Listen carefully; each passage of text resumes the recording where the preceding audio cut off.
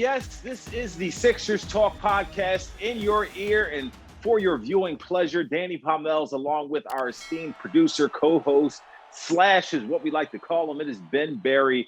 Hey, we're talking Sixers basketball as we're closing in on training camp, less than a month to there. October 20th, season opener, as we now know, in New Orleans against Zion Williamson and the crew. So many things going on with this Sixers team right now. They're going to have to winnow down all that's going on, but it's been a little while. Ben, how are you feeling, bro? How are you doing right now? Feeling good. Just are you like the Sixers in a bit of disarray or like steady as she goes? Nah, I just finished a week of vacation. That's why we didn't have a pod last week. I was on vacation last week. You were on vacation like 2 months before that for a full 2 months. Noah Levick's on vacation this week. No, life's good. Got to relax. I'm chilled. I'm calm. I'm everything the Sixers are not. I know where I'm going. I'm focused. I got all my pieces are where they need to be. Yeah, man. I'm glad you're doing well. That is a good analogy because the Sixers pieces aren't quite as synced together as you might like. Here we are less than a month before training camp begins, and Ben Simmons is still on the team. It is still up in the air where he'll be. We have front runners or teams that have shown more interest. Of course, we have the Golden State Warriors and the Sixers not being able to come to terms. Minnesota's continue to show interest. Toronto as well. Really, I think the question is, can this team get to training camp with Ben Simmons still on the roster and still save the chemistry for this team? I mean, we did see Ben playing with Tyrese Maxey and the Chris Johnson open runs.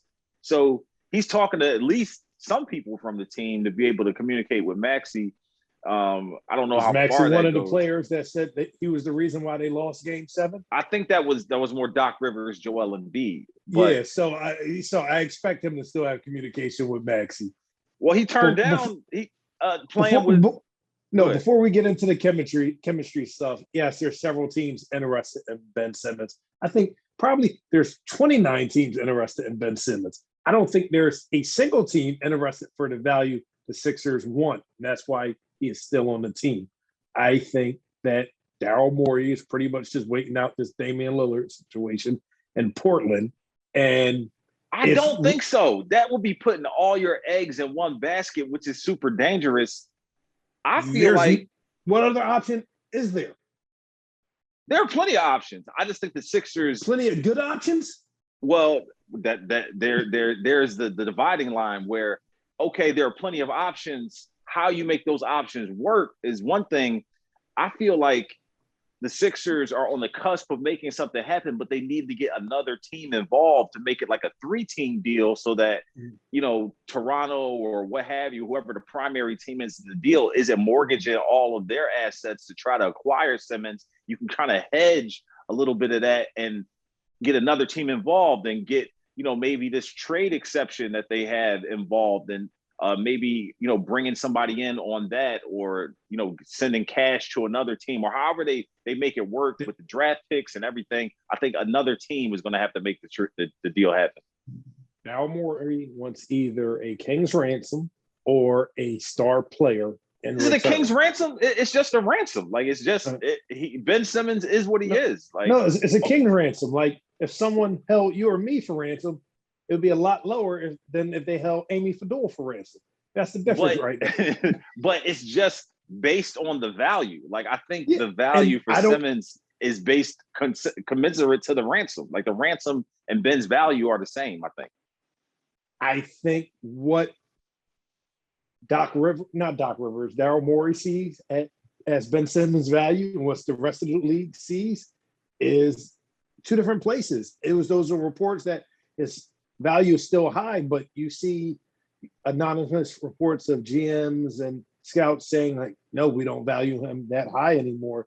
And there's teams that's interested because anyone would be interested in a 6'10", 240-pound wing guy that can defend 1 through 5 positions, that can handle the ball, play point guard, play power forward position, a very talented player, although he refuses to shoot. I think a lot of teams are interested but they're not willing to give up what Daryl Morey is asking for. So that's why I think Daryl Morey is waiting out the Damian Lillard situation in Portland. And because Daryl Morey, in years past, getting value in return is more important to him than team chemistry. And as you questioned earlier, or we're asking, what will the team's chemistry be like going into training camp? And it will be interesting to play out because I think it's fractured. I like, for lack of a better term, just disasters and chaos. I don't think it's going to be the worst situation ever, but if your star players aren't on speaking terms and coaches and staff aren't hearing back, like the reports are saying, from one of your star players, it's not best for team chemistry moving forward. I mean, it would be frank. I mean, maybe if Morey isn't concerned about the team chemistry and values and puts the value of getting good players in return for, star players or what have you over the team chemistry, maybe that's why he didn't win a championship in Houston or hasn't won one since he was an understudy, so to speak, in Boston. Because listen, bro, you can't bring Ben Simmons back and wait until the trade deadline or later in the season to trade him and then expect to win a championship with the guys that are here or the guys that you bring in, because you're not going to get that camaraderie, and there's just going to be this cloud over the team until the Simmons deal is done because of all that's happened, from him shooting 34% from the free throw line in the postseason until now. Like, all that time in between now where all, the rumors and innuendo have infiltrated people, and, everyone's got their opinions on whether or not he's valuable. And pretty much, I mean, Ben still can't show his face around Philly and just not expect people to, come at him for his shortcomings and things like that. Like, that's going to take some time to heal. And I don't know, that doesn't heal in one off season. It doesn't heal, in one training camp. It's going to take, some showing and proving on the court.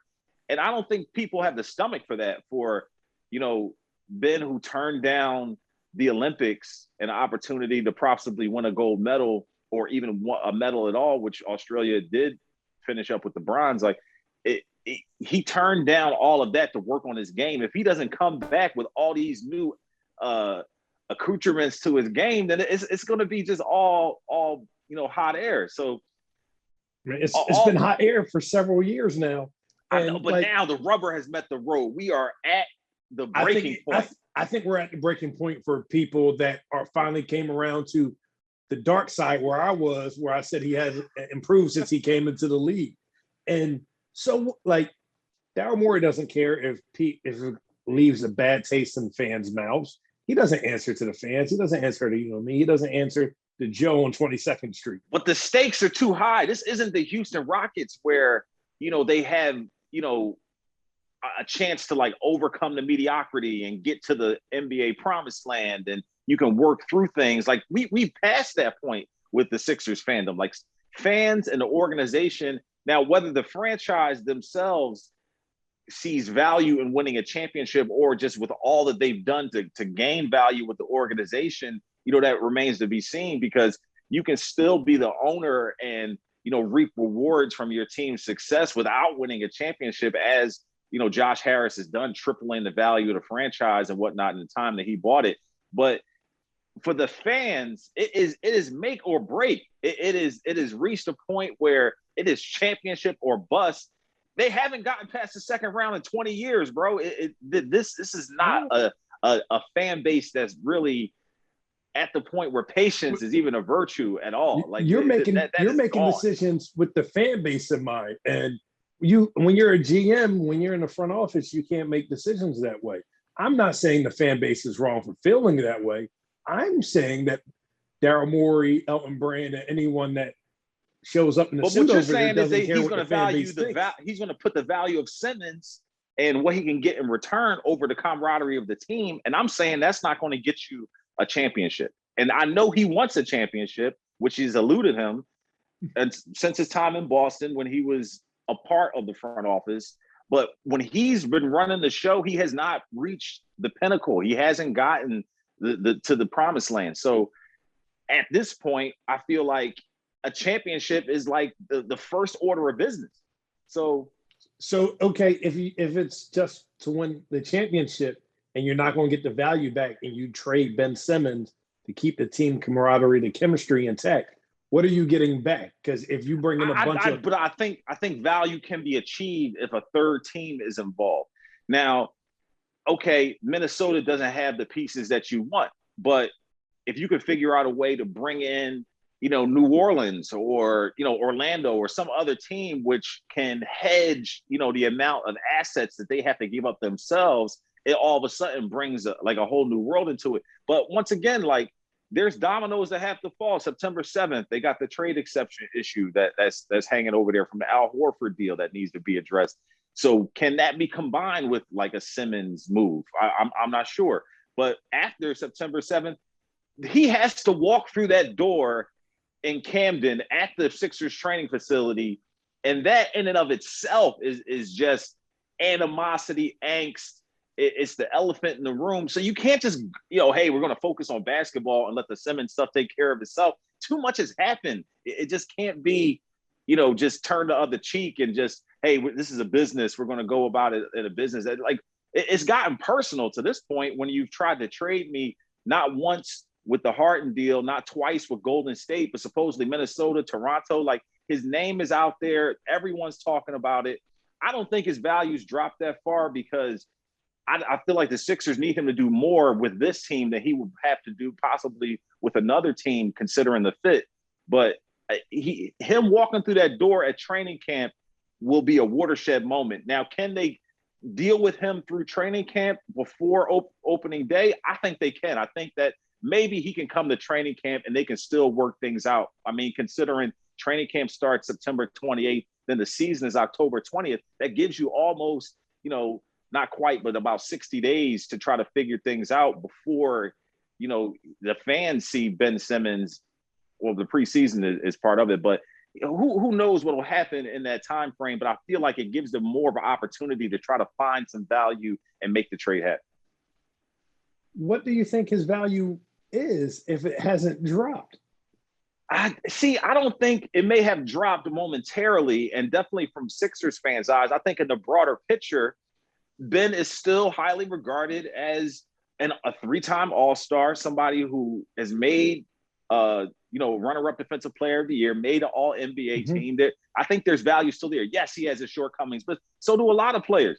I mean, James Harden was wetting the bed against Golden State and, almost having a triple-double with turnovers. People still thought that he was a high-caliber player. He just didn't show up in the moment. But what do you think Ben Simmons' value was then, and what do you think it is now? Because for you to say you don't think his value has dropped that much. Well, how about this? They wanted 4 first-round draft picks for Simmons. Okay, maybe that's a bit lot, but if you're a bit much. But if you're Daryl Morey, and this is technically a negotiation, you got to overshoot the target a bit in order to come back to a reasonable, point where both sides can agree. So yeah, 4 first-round draft picks seems like a lot, but maybe that was the first round of him just getting feelers out there and like really showing people, I'm really serious about his value, and then that might scale back a little bit. But when you negotiate, and I'm learning because of like not to stunt or anything. Like I'm in the process of buying a home. He said not to stunt. You negotiate, right? And you throw a number out there, and like, okay, I'm asking for too much, or I know they'll want less, or something like that. So you meet in the middle, but you don't price yourself out. You don't like, okay, I know I'm not going to get 4 draft picks for him. I might only get 2, but I'm asking for 4 first-round draft picks. Now you start a little bit closer, and then you work your way in the middle. And that's not 4 first-round draft picks. A bunch of teams is like, nah, this ain't for us. I definitely see what you're saying. But if you're selling your house, which in this scenario, Ben Simmons would be the house. They're trying to sell the house. You list it at the number that you want to get, right? And then you let the market dictate, where things are. So I think the Sixers, yeah, they might need to bring their price down. They might need to kind of renegotiate on those terms as far as what they're looking for and what they're actually going to get. But I'm fine with everything that's happened until now. We're reaching the point where, hey, you're not getting your top dollar, for your all-star. So maybe it does need to come down a bit. But I feel like the value can still be had if there's another team involved and it's not just a straight up, one-to-one trade scenario. So Yeah. a third team, fourth team, maybe. We've seen these deals happen in the past. Yeah. Carmelo Anthony, guys that have been out there. But I think we're in agreement that I think the Simmons Daryl Morey thing needs to be resolved, right? I think Daryl Morey looks at Ben Simmons as $1 million house, and let's say a first-round draft pick is $250,000. It's probably closer to like a $500,000 house. And that's half the price. Is he half exactly? The price? Is he half the price though?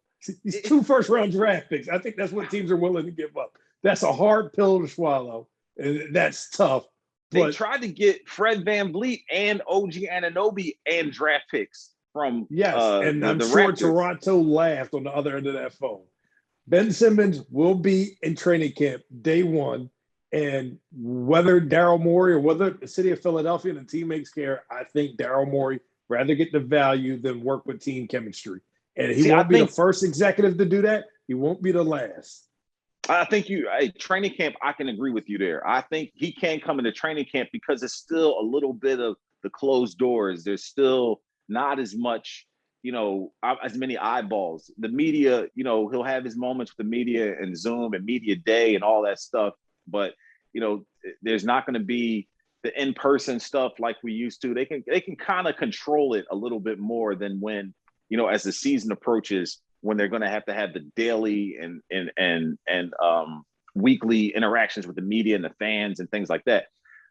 So it's coming to a head, bro. It's coming to a head, and it has to kind of resolve itself soon. I think he can come to training camp. I don't think he can be on the roster opening day. But are you saying that you can see him being on the roster up until like the trade deadline in February? I've seen lesser players on the roster on opening day. I've seen better players on the roster opening day. I don't think he gets moved for less than what Daryl Morey and the Sixers want, unless he decides to napalm the whole thing.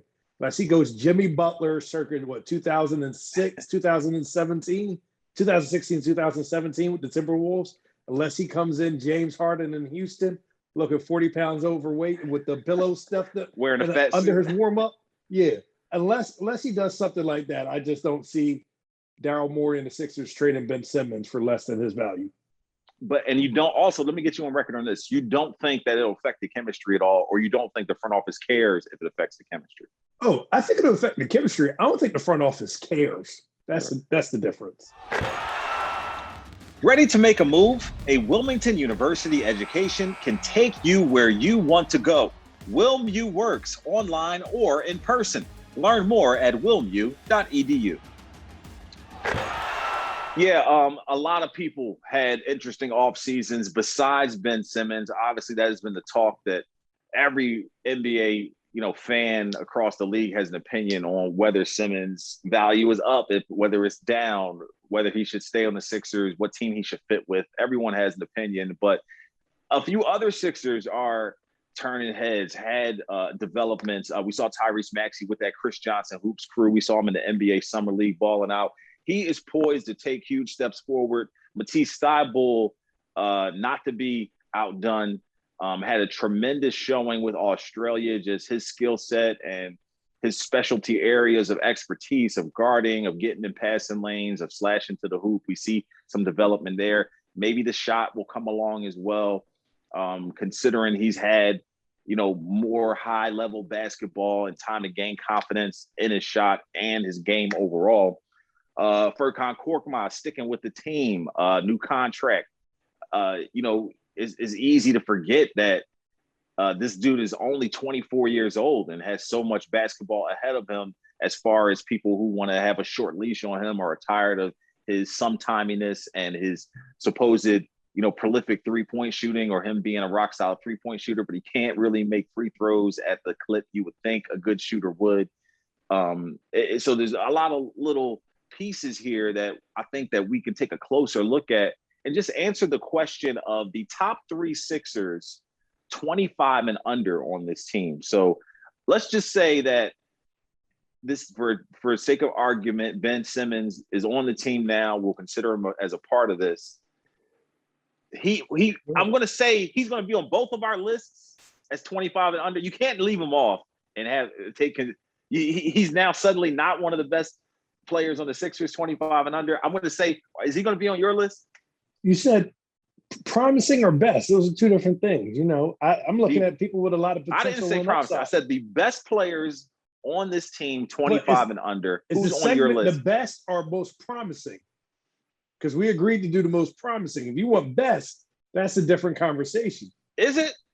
Yes. So what you think Ben Simmons has reached his apex? Like nothing's going to get better about him. His career's over. This is a dude, he's going to be a potential Hall of Famer. Now all of a sudden he's not the most promising. What have I told you about Ben Simmons since we first met almost 2 years ago? You just said it in the last segment that you feel like he hasn't improved. He's the same player since he was drafted. Like, he's a very good player. He was drafted as a Hall of Famer. Like, what's wrong with that? That's still promising? I mean, I'm looking as promising as someone that's going to get better. Like, if this is all you are, like, there's no promise to the future. Like, okay, that's LeBron James is going to be a Hall of Famer. Consistency is promise. If you're going to be the same player, if you're going to consistently be all defense, that's promising. But go ahead. Let's hear your list. My list. Yeah. You don't have to defend it. Go ahead. Oh my gosh. You see what I got put up with people, Sixers fans? I got put up with Danny Pommells. Number 3, I'm coming in with Shake Milton. He's talented. I think he has a bright future. He's just a little inconsistent. I think if he can just really focus in on creating for others and playing better defense, I think he could be a solid contributor for 10 more years in the league and a possible starter on many teams. After that, I have our defensive star kid out of Australia, Matisse Thybulle. The kid is talented. Are you ranking him in order? So you have Matisse a little bit of an edge over Tyrese. Yes, I have Matisse at 2. I got Matisse at 2. I think the rest of the teams in the league would love to have a Matisse Thybulle on their team. And if he doesn't hesitate to shoot, and even though it's still not a good percentage, he's shooting at a better percentage. If he just has a somewhat decent offensive game, like, he is a great 3-and-D defender. His game already is what? Thabo Cephalosha. He played on an NBA Finals team. Matisse Thybulle, bright future. I think he's very promising. Just work on the offensive game. Number 1, Tyrese Maxey. I think he's a starting level point guard right now in the NBA. I think a lot of teams would love to have him. I think he can fill the role if Ben Simmons is moved at any point. I think Tyrese Maxey is the Sixers starting point guard if that happens. He can create for others. He showed in the playoffs he is a solid defensive player, and he's still learning. That's my 1, 2, and 3 most promising players. So Tyrese, Matisse, and then Shake as a third. So, okay, yes. I think I misunderstood you there, but I got it. So Tyrese a bit above Matisse, and Matisse a bit above Shake. I really thought last year was Shake's year, man. I thought that you thought wrong. I know, right? I just thought that there was some giant strides that he was going to make, and Doc Rivers and the Lou Williams, Jamal Crawford role. I just thought that it was just going to be such a match made in heaven, and it didn't turn out that way. He's got some more work to do. I think that Tyrese and Matisse have to be on that list. And I feel like Ben Simmons wholeheartedly needs to be on the most promising Sixers under 25 and under list, because there is something to be said about the consistency. So if you reached an all-star level, you've reached the all NBA, defensive player of the year level, and you continue to stay at that level, then that means something. I mean, how many people in the NBA history have we seen have these breakout seasons and then, nothing to show for it thereafter, or a few years of greatness and then, falling off. I think Ben Simmons wants to be great. He just wants to be great on his own terms. And quite often, basketball life challenges you to be better. There's something to be said for getting out of your comfort zone because, in your comfort zone is where the complacency, the mediocrity lies. And outside of your comfort zone is where you can achieve the greatness and, be one of the all-time greats, be, considered, one of the greatest two-way players of all time, or whatever Ben's goals are. I think that depending on who you talk to, Ben Simmons, maybe sees Philly as like a stepping stone. Like this was just the first stop of what his NBA greatness will be. And even with that, even with his shortcomings and some of the underachieving people may perceive, he is still one of the best Sixers to ever suit up, maybe top 15, top 20. I would probably go top 15. He is a one-of-a-kind player, and to ignore that, I think, is foolish. So I'm going to go Simmons, Maxey, Matisse Thybulle, and I don't think Matisse can replace what Simmons does at the point guard. I need to see more of him. You mean him. Maxey? I mean, I don't know if Maxey can replace what Simmons does at the point guard. I can see him slashing and getting to the basket, drawing fouls and things like that. The three-point shot can come along, but the defense, the assists, the rebounding, I don't know if those things, I need to see more. I haven't seen him on the court, at extended minutes with, guys where he can set them up and kind of help guys improve and, help guys get out of their funk. And, there's certain roles as the floor general that, especially with a guy like Doc Rivers, who was a point guard, that you have to take on. I think Simmons, his playmaking makes other players better. We saw their 3-point opportunities improve so greatly because of Simmons creating when he had the ball in his hand. So I think his playmaking, Tyrese Maxey's playmaking, is something I need to see more of in order to think that he can replace Ben. But that's my list. Why did you have Matisse above Maxey? I think I had Maxey as two. Did I say Matisse? Matisse two? I had well, why did you have Matisse at one and Maxey at two? I think that Matisse's role is more defined. I think that the 3-and-D, he already has part of that squared away in a way that he was first team all defense or second team all defense. But for me, I feel like he can step into his role, and his size and length are an asset to what his skill set is, where I think Tyrese Maxey, being a smaller guard, has more to overcome. You got guys like Russell Westbrook, John Wall, who are perceived to be about the size as Maxey, 6'3", 6'4". Maxey's about 6'2", 6'3", right there. So I feel like guys like that, like Westbrook, Chris Paul, Kyrie Irving, like they have the ball on the string. They have a super solid jump shot. They have explosiveness and bounce, where I need to see more of that from Maxey in order to feel like he can take on the load.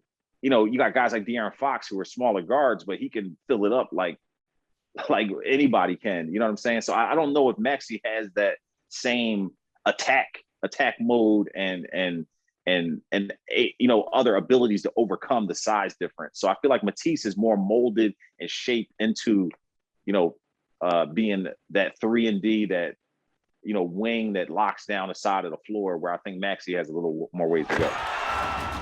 Ready to make a move? A Wilmington University education can take you where you want to go. WilmU works online or in person.